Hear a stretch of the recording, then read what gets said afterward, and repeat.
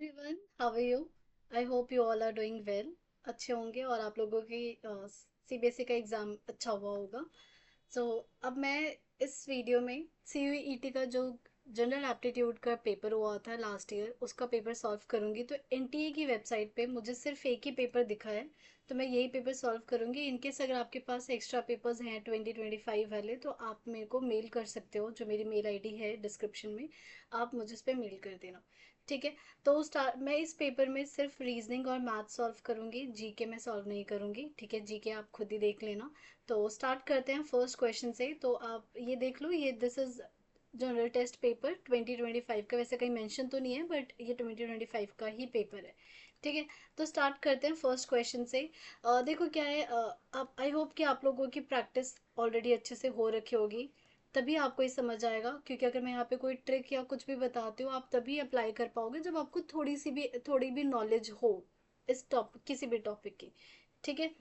I try my best कि मैं उसको आपको शॉर्ट ट्रिक से भी समझाऊँ जो हर बार एलिजिबल हो, हर बार आप अप्लाई कर सको। और दूसरा लॉन्ग मेथड तो है ही हमारे पास। ठीक है। तो this is our first question which is based on reasoning का क्वेश्चन बोलते हैं इसे, रीजनिंग में। लेकिन आप ये बचपन में रेशियो एंड प्रोपोर्शन में पढ़ चुके हो। ये कह रहा है कि 36:84, और ये प्रोपोर्शनल, ये जो साइन होता है this is a sign of proportional. 42:x, तो बताओ क्या होगा आंसर। ठीक है। तो इस जब भी ऐसा क्वेश्चन, और बहुत इंपॉर्टेंट और बहुत आसान है, फ्री के एक नंबर बोलते हैं मैं इसे। तो इसे क्या करना है आपको, डायरेक्ट लिखना है 36/84 इज इक्वल टू 42 में एक्स। बस अब आप इसको कैंसिल करो। 6 6 और 6 7 एक्स को उधर भेज दो। तो ये हो जाएगा आपके पास, एक्स इधर आ गया हमारे पास, तो ये आ गया 7 इंटू 84 अपॉन में 6। अब 6 से कर दो तो 6 1 एंड ये हो गया 4 सा, 17 4 से कितना होता है 98। तो एक्स की वैल्यू हमारे पास क्या आ गई 98। तो कौन सा आंसर करेक्ट है, second is the correct option. ठीक है। तो ऐसे क्वेश्चन की और प्रैक्टिस कर लेना, ये आपको पेपर में देखने को मिलेगा ही। ठीक है। Now this question is based on profit loss CP, इन सब पे बेस्ड है। तो देखो मैं इसको कोशिश करूंगी कि आप जो पेपर में कैसे अप्लाई करना चाहिए वो समझाऊंगी।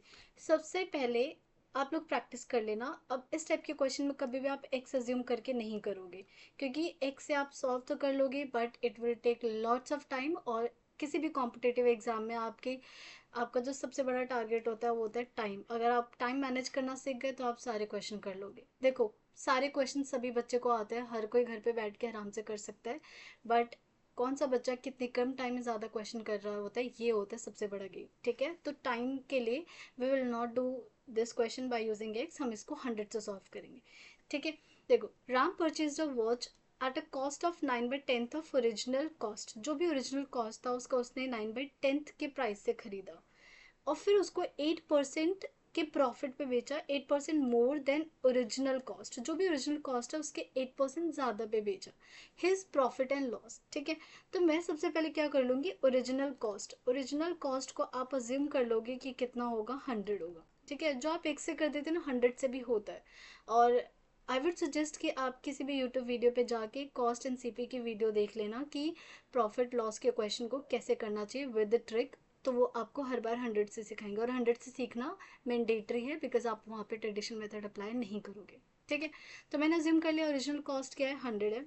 तो इसने कहा है कि 9/10 ऑफ ओरिजिनल पे बेचा है, तो सी सॉरी खरीदा है, तो सीपी क्या हो गया 9/10 of original cost. Original cost कितना है 100, तो कितना आ गया 90। तो 90 पे उसने खरीदा है। एसपी, एसपी कह रहा है 8% मोर देन ओरिजिनल कॉस्ट। इसका मतलब ओरिजिनल कॉस्ट तो है ही, ठीक है, ओरिजिनल कॉस्ट तो है ही, प्लस 8% मोर, 8% ऑफ किसका, ओरिजिनल कॉस्ट का, ओरिजिनल कॉस्ट। अब ये मैं आपको सिर्फ समझाने के लिए इतना डिटेल में लिख रही हूँ, एग्जाम में तो आप जल्दी जल्दी करोगे। ओरिजिनल कॉस्ट कितना है हमारे पास 100, प्लस 8% विच इज 8/100 ऑफ 100, कितना आ जाएगा 8 आ जाएगा। तो ओवरऑल क्या आ गया 108 आ गया। Now CP is 90, SP is 108, तो क्या हो रहा है, प्रॉफिट हो रहा है। कितना प्रॉफिट हो रहा है, प्रॉफिट होता है हमारा एसपी माइनस सीपी। 108 में से माइनस करो तो कितना आ जाएगा 18 आ गया। Now we want to find that, तो इसका मतलब प्रॉफिट आंसर होने वाला है, मींस लॉस वाला तो गलत होगा। अब प्रॉफिट परसेंटेज कैसे निकालते हैं, प्रॉफिट परसेंटेज का फॉर्मूला होता है हमारे पास पी अपॉन में C P into 100%। What is the profit 18, what is the C P is 90 and into में 100%। तो ये हो जाएगा 0 to which is 20%. So what is the 20% का profit? So first is the correct option. ठीक है. Now this question is based on simple interest. देखो simple interest से भी क्वेश्चन आता है आपके पेपर में, तो ये करके जाना है आपको. ठीक है. नाउ अब मैं इसमें ना आपको ट्रिक सिखाऊंगी. वो ट्रिक हर बार वैलिड होगा जब भी सिंपल इंटरेस्ट का क्वेश्चन आएगा. तो ट्रिक क्या है, पहले क्वेश्चन समझते करना क्या है. इन्होंने कहा है the simple interest on this is 5% for 2 years, 6% for 5 years, 5% for 4 years. ये अब इनको अरेंज करना है कि किस ऑर्डर में आएगा. तो एक तो आपके पास जो जनरल तरीका है, वो जनरल क्या होता है, सिंपल इंटरेस्ट का फॉर्मूला क्या होता है, P into R into T upon में 100. यही होता है सिंपल इंटरेस्ट का फॉर्मूला. तो आप अपने ट्रेडिशनल मेथड से भी कर सकते हैं. यहाँ पे वैल्यूज पुट करना है. तो जैसे मैं एक एक करके दिखा देती हूँ. अगर आप ए के लिए निकालोगे तो पी कितना है 6600, आर कितना है हमारे पास 5%, 5 मतलब नीचे 100 चला गया. ठीक है. और टाइम कितना है हमारे पास 2. तो ये 0 से 0 कैंसिल, 5 टू जट 10, तो ये आ गया 660. ओके. सिमिलरली बी आपको निकालना है, तो बी निकालेंगे तो हम कितना आ जाएगा. अब मैं इसको थोड़ा ट्रिक समझाती हूँ कैसे करना है. ट्रिक से डायरेक्टली आएगा यही, लेकिन थोड़ा जल्दी हो जाएगा. देखो एक साल में 6% का प्रॉफिट है, तो अगले साल भी कितना होगा 6%, नेक्स्ट ईयर भी कितना होगा 6%, और 5 साल के लिए. तो टोटल सिंपल एक साल में अगर 6% का सिंपल इंटरेस्ट है, तो 5 years में टोटल इंटरेस्ट कितना हो जाएगा, 5 × 6%, मतलब 30% इंटरेस्ट. 30% इंटरेस्ट किसका, 200 का. ठीक है. तो हमें पता है ये परसेंट और 100 कैंसिल हो जाएगा. क्यों, क्योंकि आप दिमाग में करो, परसेंट को क्या लिखोगे नीचे 100, तो ये 0 से 0 कैंसिल हो गया. तो कितना आ गया आपके पास 60. तो ये होता है थोड़ा अपनी स्पीड को बढ़ाने के लिए और जल्दी जल्दी क्वेश्चन को सॉल्व करने के लिए. सी अब जैसे मैं ट्रिक से करूँगी, बिकॉज ये तो आपको आता ही है, ट्रिक मैं सिखाती हूँ. तो सिंपल इंटरेस्ट 5% 4 years.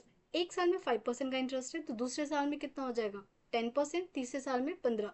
तो टोटल कितना हो गया 20%. किसका, 840 का. अब परसेंट को हटाओगे तो नीचे 100 बनेगा, इसको हटा दिया मैंने. तो ये जीरो ये जीरो ये जीरो ये जीरो कैंसिल हो गया.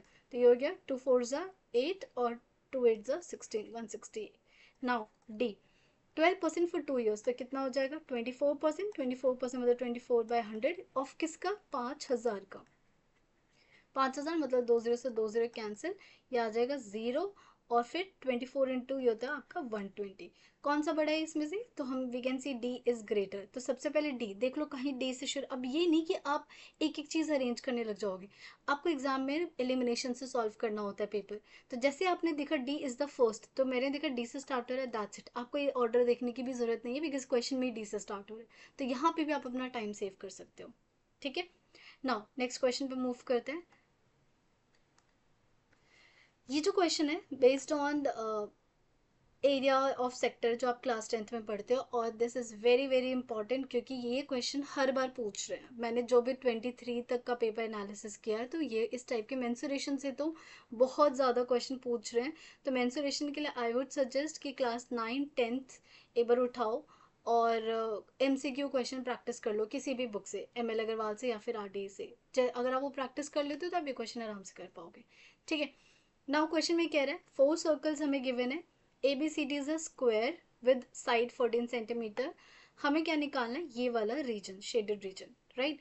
तो अगर आपको 10th आपने अच्छे से पढ़ा होगा, तो देखो ये क्या है, एक क्वाड्रेंट है, ये दूसरा क्वाड्रेंट, तीसरा, चौथा, और चारों क्वाड्रेंट को मिला के क्या बनने वाला है, एक सर्कल बनने वाला है.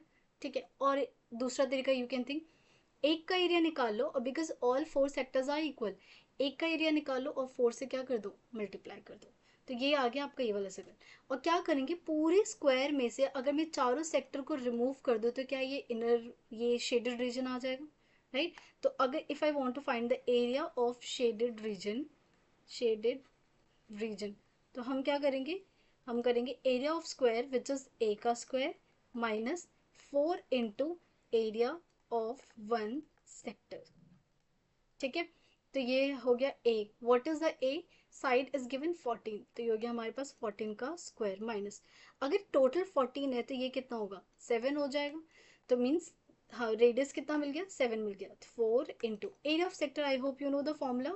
ये होता है आपके पास थीटा अपॉन 360. मैं यहाँ लिख देती हूँ, theta upon 360 into pi R square. So what is the angle here, angle we can see 90 degree है. तो ये हो गया 90 अपॉन में 360 into pi which is 22/7 into R. Where is R? R हमारा आया था 7 इंटू में 7. बस इसको कर लो, 4 आएगा, 4 से 4 कैंसिल हो गया, 7 से 7 कैंसिल हो गया. 4 का स्क्वायर होता है 190, 14 का स्क्वायर 196 और ये हो जाएगा आपके पास 154. अब देखो यहाँ पे भी ना मैं जब सॉल्व करूंगी तो 6 में 4 आ गया 2. मैं पूरी कैलकुलेशन अगर मेरी जल्दी है तो मैं कर लूंगी कि आ जाएगा आपके पास 42. बट आप डायरेक्ट भी कर सकते हैं. 2 आ गया. अब देख लो किसका यूनिट प्लेस 2 है, तो मतलब second is the correct option. Second है, थर्ड नहीं. ठीक है, तो ये था हमारा तरीका सॉल्व करने का. नेक्स्ट क्वेश्चन पे कर चलते हैं. The distance between the point this and this. तो ये आपका क्लास 10th का क्वेश्चन है. डिस्टेंस का फॉर्मूला क्या होता है हमारे पास? Under root x2 minus x1 का whole square plus y2 minus y1 का होल स्क्वायर. मैं यही सजेस्ट करूंगी 9th और 10th की मैथ्स को थोड़ी स्ट्रॉन्ग कर लेना, वहां से क्वेश्चन बहुत पूछते हैं. अब देखो -1 और माइनस माइनस क्या हो जाएगा? प्लस. तो ये हो जाएगा -1 प्लस 5 का होल स्क्वायर प्लस 3 माइनस 7 का होल स्क्वायर. हो जाएगा 4 का स्क्वायर 16 और यहाँ पे आएगा 4 का स्क्वायर 16. अब हमें पता है ये क्या हो जाता है, 16 का बाहर आ जाएगा 4√2. तो 4√2 मतलब third is the correct option. अब कैसे किया देखो, 16 कॉमन ले लो तो 16 कॉमन लोगे तो ये आ जाएगा 1+1, राइट. और 16 से क्या बाहर आ जाएगा 4 और ये अंदर बच गया 2. सो 4√2 units is the correct option. Done. Next question. ये थोड़ा लेंदी क्वेश्चन है, ठीक है, कर तो लोगे बट काफ़ी ज़्यादा लेंदी है. तो पहले हम मॉड देखते हैं बिकॉज, और जिसको मीडियन निकालना नहीं आता उसके लिए प्रॉब्लमेटिक हो जाएगा. तो let's start with the mean and mod. सबसे पहले किस टाइप का डेटा है? ये है आपके पास डिस्क्रीट. डिस्क्रीट मतलब एक्स अलग दे रखा है और एफ आई अलग होता है, तो ये इस टाइप का डेटा हमारा क्या बन जाता है? डिस्क्रीट. इस केस में मॉड कैसे निकालते हैं? तो मॉड का कॉन्सेप्ट सेम है. अगर आपको 10th क्लास याद है तो कॉन्टिन्यूस वाले डेटा में हमने मीन मॉड मीडियन निकालना सीखा था, जहाँ पे हमें ज्यूम मीन डायरेक्शन ये सब सीखते हैं, राइट. तो लेकिन ये डिस्क्रीट है, तो डिस्क्रीट का सेम मॉड निकालने का तरीका होता है जो हमारे पास अनग्रुप डेटा के लिए होता है. आप बस ये देख लो, दिस इज फ्रिक्वेंसी और दिस इज एक्स आई. आप देख लो किसकी फ्रिक्वेंसी ज़्यादा है. सबसे ज़्यादा बार कौन आ रहा है? 28. मतलब 29 विल बी द मॉड. दोबारा जैसे होता था ना, अगर मान लो मैंने दिया 2 2 3 3 3 3 4 और 5, तो 3 कितनी बार आ रहा है? 4 बार, तो ये मॉड हो जाता है. अब इसी चीज़ को ना इस तरीके से लिख देते हैं, यहाँ एक्स आई लिख देते हैं, यहाँ एफ आई. यहाँ मैंने लिखा 2 3 4 और 5. मतलब 2 कितनी बार आ रहा है? 2 बार. 3 कितनी बार आ रहा है? 4 बार. 4 कितनी बार आ रहा है? 1 बार. 5 1 बार. तो 4. अब ये नहीं आप सोचोगे कि 4 is the mod. Always remember mod mean median हमेशा एक्स आई से बिलोंग करते हैं. एफ आई तो बस ये बताते हो कितनी बार प्रेजेंट है. एफ आई से हम कभी कुछ मीन मॉड मीडियन नहीं निकालते. ये 4 है, हाईएस्ट है, इसका मतलब 3 विल बी द मॉड. तो ये चीज़ याद रखोगे. तो इसलिए हमारे पास मॉड कितना आ गया? हमने देखा सबसे हाईएस्ट 28 है, मतलब 29 28 टाइम्स आ रहा है और सबसे ज़्यादा बार आ रहा है, इसलिए मॉड कितना हो गया हमारे पास? 29 हो गया. ठीक है. अब मीडियन निकालना सीखते हैं. मीडियन के लिए मैं थोड़ा ब्रीफ वो पीछे का रिकॉल भी करवा दूंगी क्या चेक करते हैं. यहाँ पे सबसे पहले देखो सम ऑफ फ्रीक्वेंसी. अब ये निकालने मत बैठना because read the question carefully. They have already given it to you. This is given 100 students, मतलब ये टोटल क्या है? 100. We can see n is 100 and which is even. जब भी हमारे पास इवन होता है तो we always get two numbers which are in the middle. दो नंबर्स मिलते हैं. और ये दो नंबर्स आप कैसे निकालते हो? ये दो नंबर्स निकालते हो सब इस n को डिवाइड कर दो 2 से. n divide by 2 which is 100 divide by 2 कितना आ गया? 50. मतलब 50th प्लेस पे प्लस 51st, इसका जस्ट 51 प्लेस पे जो नंबर है इनका average, this will give you the median. ठीक है. अब हमें कैसे पता कि इसमें 50th या 51th प्लेस पे क्या है? तो यू मस्ट रिमेंबर कि जब भी हम मीडियन का कॉन्सेप्ट करते हैं सी एफ की एंट्री ज़रूर होती है. तो we have to find the C F first. तो सी एफ के लिए अब आप देखो, सोचोगे कि मैं पूरे टेबल का सी एफ निकालूंगी? नहीं. सी एफ सिर्फ वहाँ निकालोगे जहाँ पे 50 या 50 से बड़ा नंबर आएगा, बस उसके बाद आप रुक जाओगे. तो मैं यहीं पर डायरेक्ट कर लेती हूँ, यहाँ लिख देती हूँ, यहाँ सी एफ बना देती हूँ. सबसे पहले 6. ठीक है. 6 प्लस 20, इसका 26 आ गया. 26 प्लस 24 कितना आ गया हमारे पास? 50. और 50 प्लस कुछ करोगे तो ये आएगा 78. बस मैं इसके बाद रुक जाऊंगी. Why did I stop? Reason is मुझे चाहिए 50th प्लेस और 51st प्लेस. क्या मुझे 50th दिख रहा है? यस. 50th प्लेस पे कौन सा नंबर है? 28. अभी अभी समझाया था कोई भी नंबर चाहिए होता है मीन मॉड मीडियन के लिए, हम हमेशा एक्स आई में जाके ढूंढते हैं, एफ आई में कभी नहीं ढूंढते। इसलिए मैंने क्या लिखा 28। अब 51st, क्योंकि यहाँ पे 51st तो है नहीं, तो हम 51st से जस्ट बड़ा नंबर देखते हैं। तो वी कैन सी 51 से जस्ट बड़ा कौन है 78, और इसके प्लेस पे कौन है 29 है। तो ये आ गया 29/2। That's it. अब इनको ऐड करो तो इसको मैं डायरेक्ट कर लेती हूँ 14 प्लस ये हो जाएगा 14.5। तो ये इतना ये आ गया आपके पास 28.5। अब यहाँ पे सॉल्व कर लेते हैं। तो हमें निकालना है 3 इंटू मॉड। मॉड की वैल्यू कितनी है हमारे पास 29 माइनस 2 इंटू मीडियन। मीडियन कितना आया 28.5। तो ये हो जाएगा 3 9 27 87 आ गया, माइनस ये हो जाएगा 10 29। तो 2 9 18 और 2 2 4 और ये आ गया 5। तो ये हमारे पास आ गया, यहाँ पे छोटी सी मिस्टेक, ये 7 आएगा 57। तो ये आ गया हमारे पास 0 और ये आ गया 30। ठीक है, तो what is the correct answer, third is the correct option. ठीक है, तो देखो मैं रिवाइज करने के लिए आप एक बार प्लीज तीनों टाइप के डेटा का मीन मॉड मीडियन कैसे निकालते रिवाइज करके जाना, बिकॉज मीन मॉड मीडियन से क्वेश्चन तो आ ही रहा है। ठीक है, तो पढ़ के जाना, this is important topic. Next question, probability, very simple question, ये तो मुझे लगता है फ्री के मार्क्स हैं।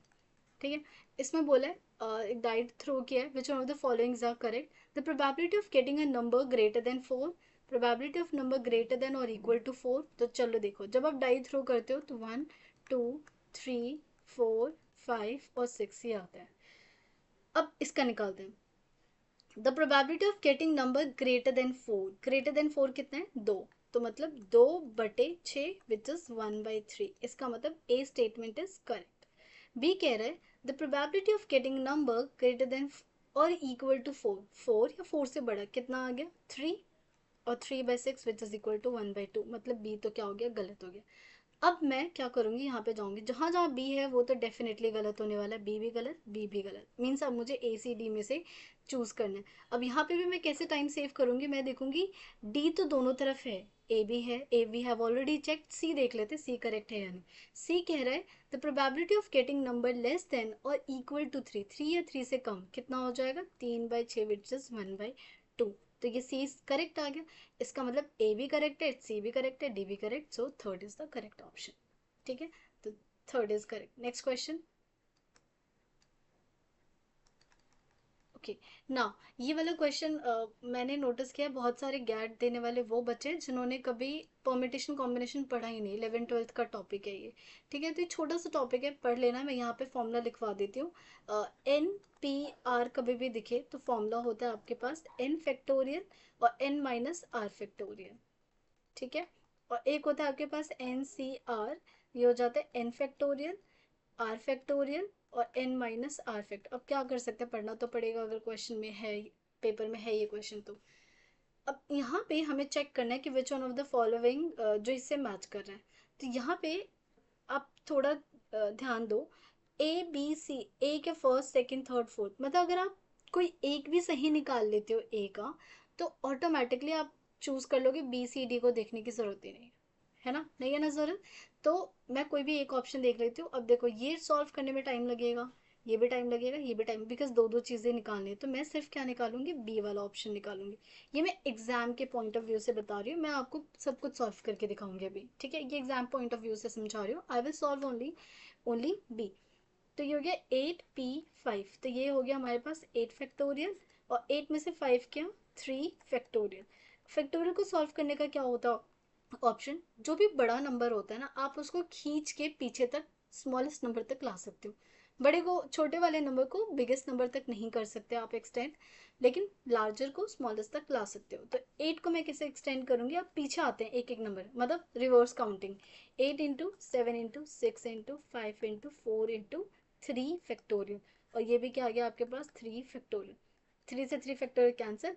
बस अब इसको सॉल्व कर लो। अब सॉल्व करोगे तो यहाँ पे ना मैं यूनिट डिजिट का, मेरे पेपर जब मैं इस टाइप के एग्जाम देती हूँ तो मेरा जो फोकस होता है वो यूजुअली यूनिट डिजिट पे होता है। अगर मेरा यूनिट डिजिट सही आ रहा है और एक बार मैच कर रहा है तो मैं बस वो करके निकल जाती हूँ, इससे आपका टाइम सेव हो जाता है।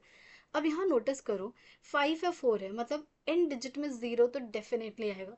तो देख लो कौन सा आंसर है जहाँ पे 0 आ रहा है, फोर्थ आ रहा है, इसका मतलब ए का फोर्थ ऑप्शन इज करेक्ट, ए का फोर्थ ऑप्शन, ए का नहीं सॉरी बी का फोर्थ ऑप्शन क्या आ रहा है, करेक्ट आ रहा है। तो देख लो बी का फोर का है, ये रहा थर्ड में, मतलब third is the correct option. तो ये यहाँ पे आपने अपना टाइम सेव किया, लेकिन मैं करके दिखा देती हूँ। आप इसको जब मल्टीप्लाई करोगे ना तो you will get that 6720 is the answer, so B का ही आ गया। ये तो मैंने एग्जाम पॉइंट ऑफ व्यू से समझा, अब मैं एक बार एक एक करके सारी चीज़ें सॉल्व कर देती हूँ ताकि आपको एग्जाम में हेल्प मिले। सो लेट्स सॉल्व द ए है 8p3 माइनस 10c3। तो 8p3 मतलब 8p3 8 फैक्टोरियल अपॉन में 3 फैक्टोरियल, माइनस इससे सॉल्व करोगे तो 10 फैक्टोरियल अपॉन में 10 में से 3 गया 7 फैक्टोरियल इंटू में 3 फैक्टोरियल। डन। बस अब इसको सॉल्व करने का बेटर वे इज कि जो जो कॉमन आ रहा है कॉमन ले, देखो 1/3 फैक्टोरियल कॉमन आ रहा है तो मैंने 1/3 फैक्टोरियल कॉमन ले लिया, ठीक है। यहाँ 8 फैक्टोरियल बच गया। And we know one thing कि 10 फैक्टोरियल को आप हमेशा पीछे रिवर्स काउंटिंग में लिख सकते हो, और यहाँ वी कैन सी 7 फैक्टोरियल मतलब 10 को 7 तक ला सकते हो। तो ये हो गया 10 इंटू 9 इंटू 8 इंटू 7 फैक्टोरियल, ये आ गया आपके पास 7 फैक्टोरियल। 7 से 7 फैक्टोरियल कैंसिल हो गया, ठीक है, यहाँ तक आ गया ना। अब ये हमारे पास बचा 1/3 फैक्टोरियल, 3 फैक्टोरियल इज बेसिकली 6, क्योंकि यहाँ निकाल देती हूँ 3 फैक्टोरियल को सॉल्व करो तो 3 इंटू 2 इंटू 1 विच इज 6। हम हमेशा लास्ट में रिवर्स काउंटिंग 1 तक जाते हैं। ये आ गया हमारे पास 6 फैक्टोरियल आ गया। 8 फैक्टोरियल को देखो, क्योंकि मुझे दिख रहा है 10 इंटू 9 इंटू 8 है, तो इसको मैं लिख सकती हूँ 8 into 7 into 6 into 5 into 4 into 3 into 2 into 1 minus 10 into 9 into 8। अब देखो जो जो कॉमन आ रहा है ना, जितना कॉमन आ रहा है वो कॉमन ले लो। कैन यू सी 5 और 2, 10 बन गया, 10 कॉमन आ जाएगा, ठीक है, ये चला गया। फिर 10 चला गया। अब 9 के लिए देखो, 9 के लिए हमारे पास सिर्फ 3 है, और यहाँ से भी देखो 3 आ सकते हैं, 3 3 जा मतलब 9 बाहर चला गया। 8 के लिए ये रहा 2, 2 तो ऑलरेडी यूज हो चुका है, ये रहा ना 8, ये 8 हमारा कॉमन आ गया। तो देखो क्या बचा, 5 जा चुका है, 2 जा चुका है, एंड यहाँ से क्या गया हमारा 8 जा चुका है, 3 में से 3 जा चुका था, और यहाँ से 2 बचा है बस। तो ये बचा आपके पास 7 इंटू 2 इंटू 4, 3 2 चला गया -1। बस इसको सॉल्व करो, बताओ क्या आंसर आ रहा है। इसमें ना एक गलती हो गई, आई डिड नॉट नोटिस, और यहाँ पे मैंने शुरुआत में गलती कर दी, तभी आंसर नहीं आ रहा। ये 8 - 3 5 फैक्टोरियल लिखना चाहिए था मुझे, तो इसका मतलब पूरी कैलकुलेशन गलत हो गई। I am really sorry. इसको एक बार आप दोबारा चेक कर लेना। मैं यहाँ पे बस शॉर्ट फॉर्म में लिख देती हूँ, इसे कट कर देती हूँ, 1 सेकेंड। इसको मैंने 5 फैक्टोरियल कर दिया। अब इसको देखो, एक बेटर तरीका है, यहाँ 8 है, यहाँ 5 है, यहाँ 10 है और 7 है, ठीक है। तो कॉमन करते हैं, इस 10 को 8 तक लिख लेते हैं, इस 7 को 5 फैक्टोरियल तक लिख लेते हैं, दिस इज फैक्टोरियल, ठीक है। तो यहाँ पे हो गया 8 factorial, 5 factorial, minus 10 into 9 into 8 into 7 factorial, right. और नीचे 7 इंटू, नहीं 7 तक नहीं जाना था ना, 8 तक जाना है। यहाँ गया 8 फैक्टोरियल, ठीक है। और यहाँ पे आ जाएगा 7 into 6 into 5 factorial into 3 factorial. अब ये क्यों किया, we can see 8 factorial common आ गया, 5 फैक्टोरियल कॉमन आ गया, यहाँ बचा हमारे पास 1 माइनस ये जा चुका है 10 इंटू 9, और यहाँ बचा 7 इंटू 6 10, और ये है आपके पास 3 फैक्टोरियल। 3 फैक्टोरियल कितना होता है हमारे पास, 6 होता है। बस अब इसको सॉल्व कर लो, तो यहाँ से आ जाएगा 3 से कैंसिल करते, 3 3 ज़ा 3 2 ज़ा 2 से यहाँ आ गया 5। तो इस पूरे एक्सप्रेशन को आप सॉल्व कर लेना, जब आप सॉल्व करोगे तो यू विल गेट क्या आया था हमारा बी का, ए ए का थर्ड ऑप्शन मतलब 216 कुछ आंसर आएगा। ये कैलकुलेशन अब आप खुद करना, ठीक। सिमिलरली NP4 ये मैं यहाँ पे सॉल्व कर देती हूँ। देखो NP4 इट्स गिवन, NP4 हमें is equal to 360, is equal to 360। तो कैसे करेंगे, n फैक्टोरियल और फिर n - 4 factorial is equal to 360, ठीक। अब n बड़ा है ऑब्वियसली, तो n को मैं कहाँ तक लिख सकती हूँ, n - 4 फैक्टोरियल तक। तो n, n-1, n-2 और n-3 इंटू n - 4 का फैक्टोरियल, अपॉन में n minus 4 factorial is equal to 360। तो ये देखो, ये पूरा का पूरा क्या हो गया, कैंसिल हो गया। तो हमारे पास ये आ गया n minus 1, n minus 2, n minus 3 और इक्वल टू 360। अब देखो ये तो नहीं है ना कि एग्जाम में आप इस पूरे एक्सप्रेशन को सॉल्व करने बैठ जाओगे। सो आप अपना आंसर चेक करने के लिए, वेरीफाई करने के लिए, देखो ये सी का आंसर, यहाँ पे सी का आंसर फर्स्ट आ रहा है 6। एक बार जरा 6 पुट करके देख लो। 6, 6 माइनस 1 5, 6 माइनस 2 4 और 6 माइनस 3 3। चेक करना क्या इनको मल्टीप्लाई करके 360 आएगा। तो 4 3 जा 12, 12 6 जा 72, 72 इंटू 5, तो ये हो जाएगा 5 तो जा 10, हाँ 36। इसका मतलब सी इज द करेक्ट ऑप्शन। कभी भी एग्जामिनर ये नहीं चाहता कि आप ये पूरे एग्जाम इसको सॉल्व करो, वो चेक करना चाहते हैं कि आप कैसे अपने आंसर तक पहुंच सकते हो। तो ये थोड़े लॉजिक्स अपने लगा लेना। Similarly NC2 is equal to how much given, 210। NC2, NC2 is equal to 210, 210, let me check, हाँ 210। तो हमें n की वैल्यू फाइंड करनी है। तो NC2 को हमने कैसे सॉल्व करना सीखा था, n फैक्टोरियल, फिर 2 फैक्टोरियल और n माइनस 2 को 2 factorial is equal to 210। And we know कि n को हम n माइनस 2 तक लिख सकते हैं। तो n, n माइनस 1 और n माइनस 2 का फैक्टोरियल अपॉन में 2 फैक्टोरियल 2 के इक्वल होता है, n minus 2 factorial equal to 210। तो ये क्या हो गया, कैंसिल हो गया। बस अब n की वैल्यू क्या बचा था, 26 ही तो बचा हुआ है। एक बार बस 26 को पुट करके देख लो, 21 सॉरी, 21 को यहाँ पे पुट करके देख लो तो आपका 210 आंसर आ जाएगा। ठीक है, चलो अब नेक्स्ट क्वेश्चन पे चलते हैं। ये तो आसान सा क्वेश्चन है, ये आपका क्वेश्चन बेस्ड है क्लास 10th के बेस्ड पे, जो हम एज एंड एरिया वाले एज वाले क्वेश्चंस करते थे, इक्वेशंस बनती थी। The present age of father is 4 years more than the double the age of his son. तो सबसे पहले मैं फादर की और सन की प्रेजेंट एज एफ ले लेती हूँ और सन की मैं एस सी ले लेती हूँ। तो प्रेजेंट एज जो फादर की है वो क्या है, 4 बिगर है, मतलब 4 बड़ा है किससे, डबल द एज ऑफ सन, मतलब 2 of S. After 10 years, 10 years father की एज कितनी हो जाएगी, एफ प्लस 10, और सन की एज कितनी हो जाएगी, S plus 10। After 10 years, after 10 years, now after 10 years the father age मतलब f plus 10 is 30 years more than his son age। जो भी सन की एज है, तो सन की एज 10 साल बाद क्या होने वाली, s plus 10, उससे कितना ज्यादा बड़ा है, उससे कितना बड़ा है, 30। ठीक है, इसको s बना दे 30। तो आपसे क्वेश्चन पूछा गया what is the present age of father. तो इसे क्वेश्चन को सॉल्व कर लेते हैं। हमें f की वैल्यू चाहिए, राइट, तो s को हटा दें। तो यहाँ से आप किसी एक को भी रिमूव कर दो, चलो f की वैल्यू पुट कर देते, f की वैल्यू पुट करोगे तो ये हो जाएगा 2s plus 4 plus 10 is equal to s plus 4, ये हो गया 40। s को यहाँ पे लेकर आओ तो s बचेगा, ठीक है, ये हो जाएगा 14, 14 को माइनस करो 40 से तो ये आ जाएगा 26। मतलब सन की एज कितनी आ गई, सन की एज आ गई 26। तो फादर की एज कितनी हो जाएगी, 2 इंटू 26 प्लस 4, तो ये हो जाएगा 2 6 12 और 52 plus 4 which is equal to 56 years। 56 years मतलब 30 इज द करेक्ट ऑप्शन। ठीक है, नेक्स्ट क्वेश्चन, ये लास्ट क्वेश्चन करते हैं, उसके बाद बाकी क्वेश्चन हम नेक्स्ट वीडियो में करेंगे। यहाँ कह रहे हैं the angle of elevation of the top of tower from two point at a distance 5 metre and 20 metre along the straight line. मतलब एक कोई टावर है, ठीक है, ये रहा, उसका एलिवेशन मतलब किसी 2 पॉइंट से, मतलब इस पॉइंट से एलिवेशन, तो एलिवेशन हमेशा हम नीचे से ऐसे ऊपर की तरफ ड्रॉ करते हैं, ये, ठीक, एक सेकेंड इसको अच्छे से बना लेते हैं। ये है 5 डिस्टेंस के डिस्टेंस पे और ये है 20 के डिस्टेंस पे, मीटर वीटर भी मैं नहीं लिख रही। नाउ क्वेश्चन ये बोल रहा है कि अच्छा, along the same straight line from the base of tower are complementary. Complementary का मतलब इन दोनों एंगल का सम कितना होने वाला है, 90 होने वाला है। तो अगर मैं ये एंगल थीटा लेती हूँ तो इन दोनों का सम 90 है, तो क्या ये एंगल 90 माइनस थीटा हो जाएगा।